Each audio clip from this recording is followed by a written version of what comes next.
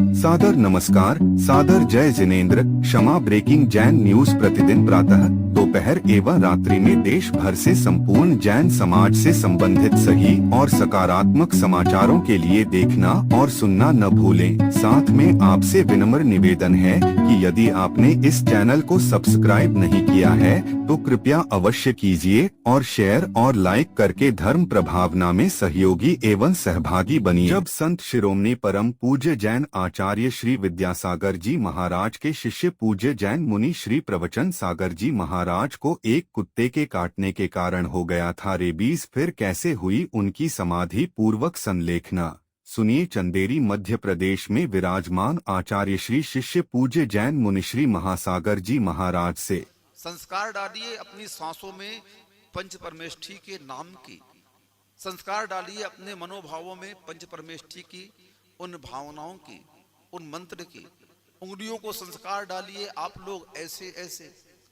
हमारे पूज्य प्रवचन सागर महाराज जी समाधि हो गई उनकी।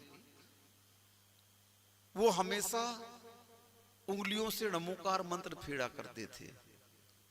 हमने एक दिन ब्रह्मचारी थे, अमरकंटक की बात है, सन 2003 की। हम लोग महाराज ची माला फेर लो, चांदी की माला दे दी हमने। लिक्का कर है माला फेर के। बोले अंतिम समय में हमाओ उपयोग सही चल रहा हो कि नहीं चल रहा हो, कैसे जान है हम, और तुम कैसे जान हो महाराज सही है अंतरंग में कि नहीं। बोले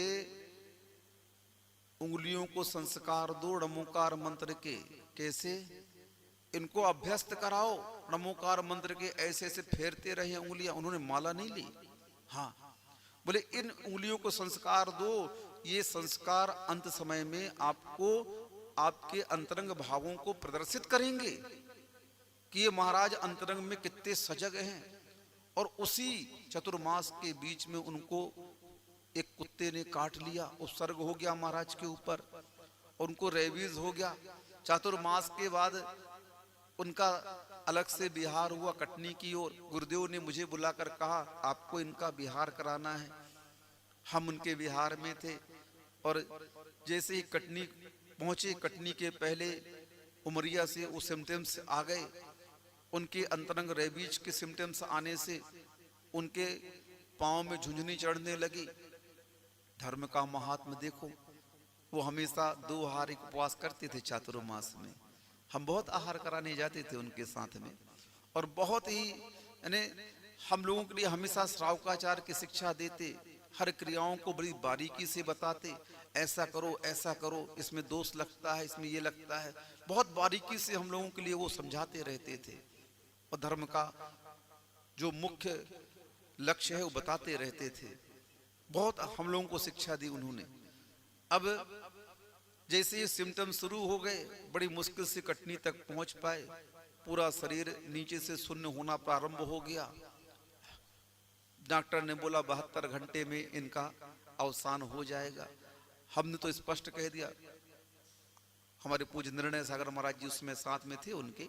हम बोले महाराज को स्पष्ट बता दो कि डॉक्टर ने इतनी कंडीशन कही है। हम दोनों थे, पूज्य निर्णय सागर महाराज जी, हम गए।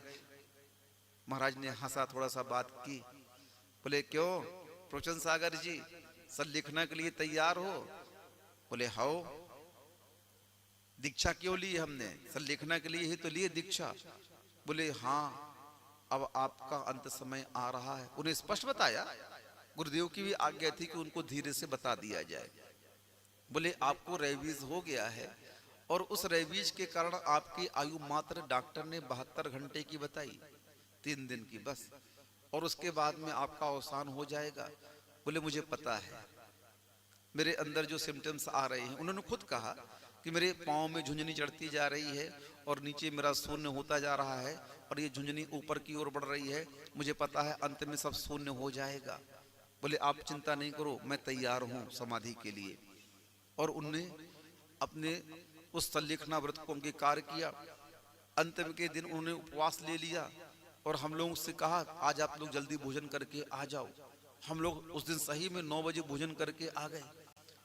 भोजन करके आए, सबसे पहले मैं ही आ गया। वहां पर आया तो मैं उनके पास ही परिचर्या में रहता था, तो मैंने देखा मैं सब संबोधन भी दे रहा हूँ, सबे सारे की गाथाओं को गुरु महाराज को सुना रहा हूँ, और महाराज की उंगलियां चल रही हैं, पूरे शरीर सुन्न होता जा रहा है और उंगलियां नमोकार मंत्र से चल रही हैं। बस हमें याद आ गई बात उनकी कि देखो अंत समय के लिए इन उंगलियों को भी संस्कार दो नमोकार मंत्र के, ये अंतरंग के परिणामों को प्रदर्शित करेंगे, बताएंगे कि हमारे अंतरंग में परिणाम कैसे चल रहे हैं। और अंत तक मैंने देखा पूरा शरीर उनका शून्य पड़ गया था, अचेतन जैसी अवस्था इस शरीर की हो गई थी, लेकिन ये उंगलियों के पोरे ऐसे ऐसे चलते नजर आ रहे थे। मुझे इतना चल रहा था शरीर का अंग, मैं समझ गया ये उनके उस भक्ति का महात्म्य है। उन्होंने जो संस्कार अपने इन उंगलियों को पंच परमेष्ठी के स्मरण के दिए थे, वो संस्कार अंत में उनके सामने आए और उनकी गति ऐसी सुधरी होगी प्रभु, वो कहीं जाकर हमारे ज्ञान सागर महाराज, अब तो गुरुदेव भी उन्हें मिल गए होंगे वहां पर, क्योंकि यही संस्कार इस आत्मा को मुक्ति दिलाते हैं और हम लोग इन्हीं संस्कारों से वंचित रहते हैं। इसलिए आप लोगों को इस भक्ति का महात्म्य ज्ञान होना चाहिए। संसार में जो कुछ भी है सब भक्ति की महिमा है, और उस भक्ति की महिमा उस आराधना से प्रकट होती है कि हम अपने आराध्य की आराधना कितनी निर्दोष रूप से करते हैं, कितना श्रद्धान के साथ, कितना समर्पण के साथ करते हैं। यही आपके जीवन को उज्जवल बनाने का एक उपाय है, कारण है। इसलिए आप लोग दिन भर मंदिर नहीं जा सकते, दिन भर स्वाध्याय नहीं कर सकते, दिन भर तप नहीं कर सकते, लेकिन जिन क्रियाओं को आप संसार के दिन भर करते हैं, उन क्रियाओं को करने के पहले और करने के बाद अगर एक कायोत्सर्ग उसमें सम्मिलित कर देते हैं तो आपकी क्रियाएं वह धार्मिक हो जाती हैं और आपके अंदर ये श्रद्धान रहता है। ऐसो जिणो विदेशो, ऐसा जितेंद्र भगवान का आदेश है, और इस श्रद्धान के साथ ही आप उस कर्मों के बंधन को ढीला कर सकते हैं, नहीं तो दुर्गति से आपको कोई बचा नहीं सकता। इतना ही पर्याप्त है। अहिंसा परमो धर्म की। उत्तर प्रदेश के लखनऊ स्थित श्री 1008 भगवान महावीर दिगंबर जैन मंदिर अहिंसा मार्ग आशियाना में जैन धर्म के पंच परमेष्ठी के प्रतीक 71 फीट ऊंचे पचरंगी ध्वज की स्थापना पिछले दिनों की गई। देखिए उसका अद्भुत वीडियो।